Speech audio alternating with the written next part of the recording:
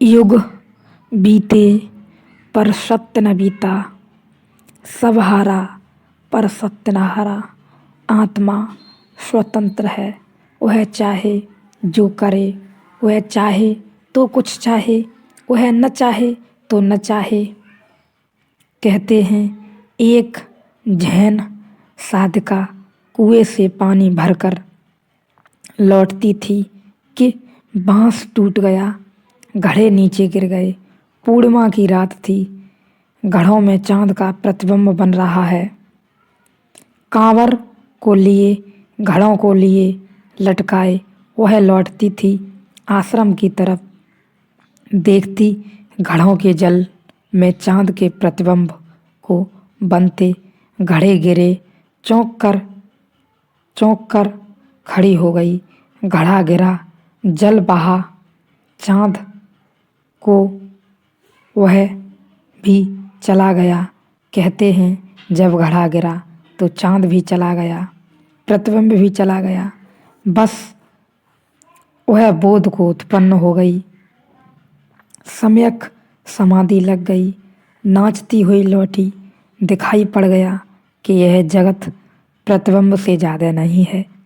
यहाँ जो हम बनाए चले जा रहे हैं यह कभी भी टूट जाएगा।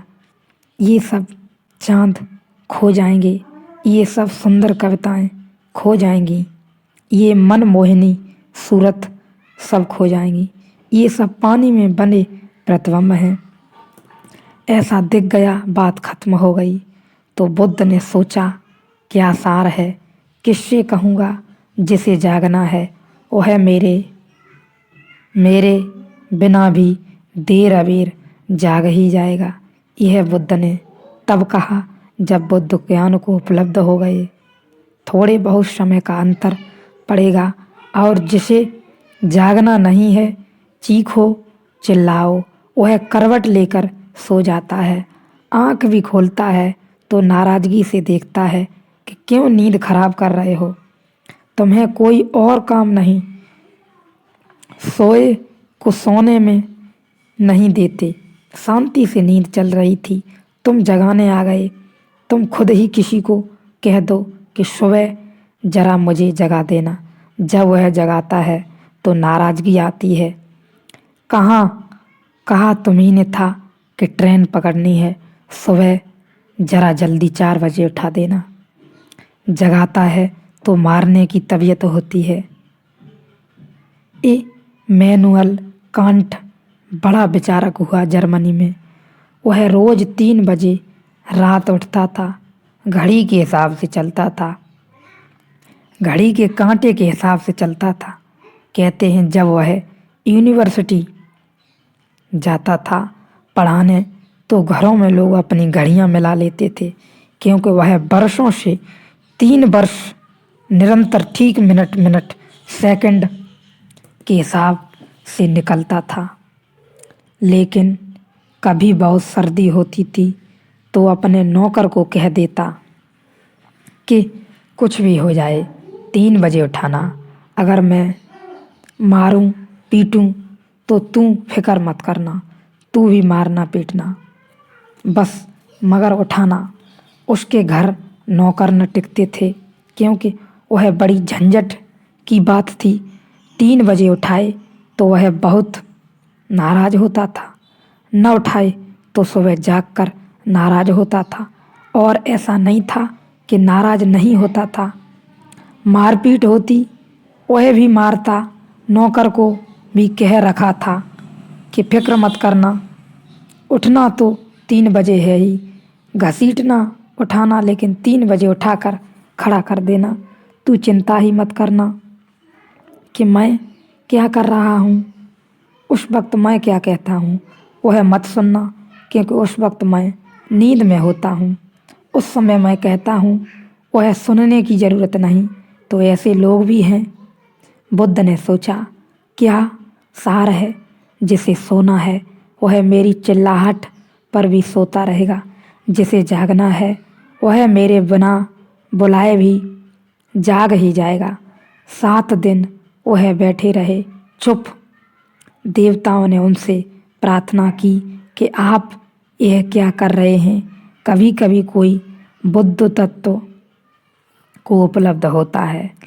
भूख तरसती है, प्यासे लोग तरसते हैं कि मेघ बना है, मेघ बना है, सब तो बरसेगा। आप चुप हैं, सब सोच रहे हैं मेघ बना है तो बरसेगा। पृथ्वी प्यासी है, लोग प्यासे हैं, आप चुप हैं, बरसें, फूल खिला है, गंध को बहने दें, यह रसधार बहे। अनेक प्यासे हैं जन्मों जन्मों से, और आपका तर्क हमने सुन लिया। हम आपके मन को देख रहे हैं 7 दिन से। निरंतर आप कहते हैं कुछ है जो मेरे बिना बुलाए जग जाएंगे, और कुछ हैं जो मेरे बुलाए बुलाए न जगेंगे, इसलिए आप चुप हैं। हम सोच समझ कर आए हैं। कुछ ऐसे भी हैं जो दोनों के बीच में खड़े हैं, उनको आप इनकार न कर सकेंगे। अगर कोई जगाएगा तो जग जाएंगे, अगर कोई न जगाएगा तो जन्मों जन्मों तक सोए रहेंगे।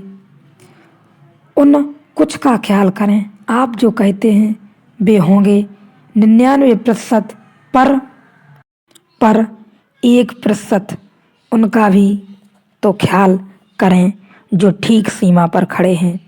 कोई जगा देगा तो जग जाएंगे, और कोई न जगाएगा तो सोए रहेंगे, सोए रह जाएंगे।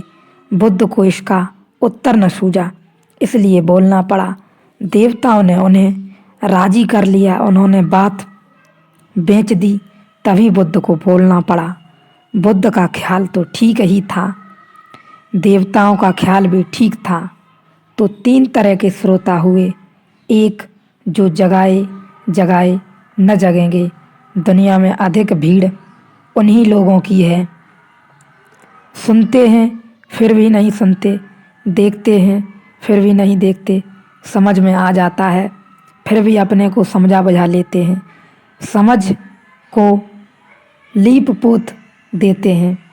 समझ में आ जाता है फिर भी नासमझी को संभाले रखते हैं। नासमझी के साथ उनका बड़ा गहरा स्वार्थ बन गया है। पुराना परिचय छोड़ने में डर लगता है। फिर दूसरे तरह के श्रोता हैं जो बीच में हैं। कोई थोड़ा श्रम करे, कोई अष्टावक्र, कोई कृष्ण, तो जग जाएंगे। अर्जुन ऐसे ही श्रोता थे। कृष्ण को मेहनत करनी पड़ी, उसी लंबी मेहनत से गीता निर्मित हुई। अंत में जाकर अर्जुन को लगता है कि मेरे भ्रम दूर हुए, मेरे संशय गिरे, मैं तुम्हारी शरण में आता हूँ। मुझे दिखाई पड़ गया, लेकिन बड़ी जहोजद हुई, बड़ा संघर्ष चला। फिर और भी श्रेष्ठ श्रोता हैं जनक की तरह, जिनसे कहा नहीं कि उन्होंने सुन लिया। इधर अष्टावक्र ने कहा होगा कि उधर जनक को दिखाई पड़ने लगा, और सत्य को उपलब्ध हो गए, ज्ञान को उपलब्ध हो गए।